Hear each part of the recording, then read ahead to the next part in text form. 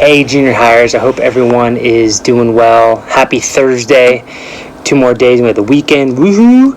And today we're going to continue our devotional series through the book of Proverbs. We're going to be in Proverbs chapter 14 today. So if you have a Bible, great. If you don't, not so great, but that's okay. Hit pause, go grab it, hit play, and come back and join us. This chapter has a lot of one-liners, a lot of nuggets, I like to call it. And we're going to focus on one nugget today. And it's going to start in verse 2.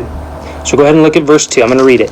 He who walks in his uprightness fears the Lord, but he who is devious in his ways despises him. A few words we're going to define. Uprightness. That just means good, right, just, righteous. Something we all want to attain to or aspire to be. And it says, he who walks in his uprightness fears the Lord. So those people fear the Lord. But he who is devious in his ways despises him. Devious meaning they think the way is wrong. The way of God is wrong. That's someone who is devious. And that person despises God or looks down on God. So we have contrasting there. So we have the righteous, fear the Lord. The wicked, despise God. They look down on God. And now let's go to verse 27. The fear of the Lord is a fountain of life, that one may avoid the snares of death. It says the fear of the Lord is a fountain of life. So those who fear the Lord have hope of life, because we know that death is inevitable. We're all going to die eventually, some way, somehow. But we know that those who believe in God, who are saved, know that we don't just end there. When we die, we'll be resurrected to a new body and live for eternity with God in heaven. We are promised eternal life. So that's what that's meaning here. It's a fountain. The fear of the Lord is a fountain of life. Then it also says that one may avoid the snares of death.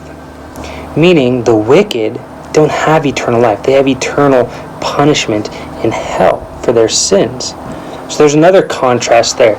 The upright, the righteous, have life. The wicked have death. And then we're going to go down to verse 32.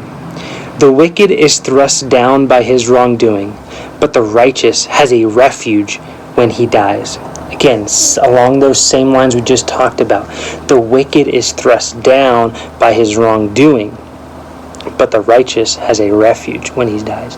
So we can be, a refuge is safety, it's protection, it's security, and that can only be offered eternally through the person and work of Jesus Christ.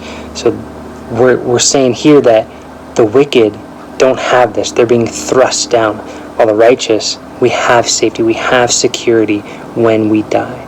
And that is a great thing, especially in a time like this with pandemic and disease. We know as believers we have eternal life. That death is something that is going to happen, but we don't need to fear it. And then, but I said one. Okay, we're going to do one more. I know. I contemplated, we're going to do it. It's going to be practical, and I like it. Okay? It says, a quick-tempered man acts foolishly, and a man of evil devices is hated. Especially with us being at home as much as we are, it's easy to lose our heads, to get upset at siblings, at parents.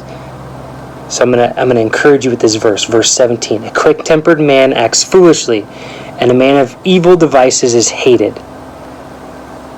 When you guys are quick-tempered, you guys are acting foolishly. And a man of evil devices is hated. So now, when you are actively trying to get back at your siblings, when you're trying to justify your wrongdoing based off their wrongdoing, that man is called hated. Don't be that person, okay? Seek to display Christ to your siblings, to your parents, to love them, to be kind to them, because we're contrasting the righteous and the wicked here. And this is an example of the wicked. A quick-tempered man acts foolishly. A man of evil devices is hated. So remember that through this week. As you guys are with parents, seek to love them, seek to love your siblings, share, be kind. I love you guys. Look forward to seeing you soon. Bye.